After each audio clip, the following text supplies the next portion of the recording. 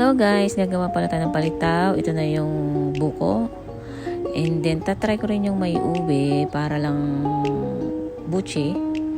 And then, ito yung sesame seed. Ni-roast ko siya para mas masarap. Ayan. Minix ko na siya sa tubig. Yung glutinous powder. So, tansya-tansya lang guys. Kasi hindi mo, pag sobrang dami naman ng tubig, so, kailangan mo pa rin siyang dagdagan ng powder. So, kaya unti-unti lang and then, yan, mamasahin mo na siya. Tapos, pagkamasa mo, bibilugin mo ng flat and then, ilalagay mo siya sa tubig na kumukulo. So, pag nakita mo na siya na lumutang, so, yun na yun guys. Luto na siya. So, mas easy itong lutuin kaysa dun sa buchi. Ayan. Makikita mo yan, nalulutang na yan.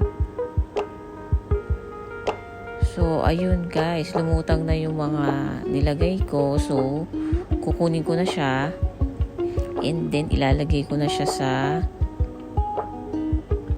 Ayan guys, and then, ilalagay ko na siya sa shredded niyog. Shredded niyog ba tawag doon? Yan. Pagkalagay dyan, saka ko siya... Yan, uulitin ko uli. And then, ilalagay ko na siya isa-isa doon sa lalagyan. O, yan. Tapos, lalagyan mo ng nyog. Yan. Lalagyan mo lahat ng side ng nyog. And then, ilalagay mo na siya sa plate. Paulit-ulit lang guys yung process nito. Mas madali. Ayan. Ito na yung mga nagawa ko kanina. So, medyo madami din. So, mas easy siya kasi nga, plain lang. And then, ito naman yung, tinry ko din yung ball. Palitaw ball. Tapos, ayan, mas matagal siyang maluto. Nilagyan ko siya ng ube sa loob.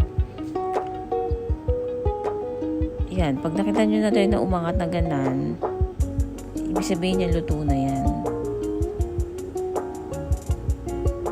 Pero binalik ko kasi parang feeling ko hindi naman siya luto pa. So, inintay ko pa siya ng medyo, pinakuluan ko pa siya para saktong luto talaga. Yan. Pag medyo nag-iba na yung color niya, hindi siya puting-puti, ibig sabihin yan yung luto na. Ayan. Tapos, lalagyan ko din siya ng nyog.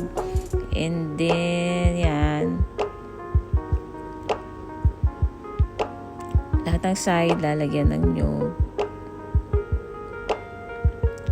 O, diba? Pwede na akong magtinda. Basta pa iikot-ikutin mo lang sa nyog and then gumawa rin ako ng yung sausawan ba niya guys. Yung kanina ko nakita niyo roasted. Ito na guys yung result. Ito na yung mga naluto ko.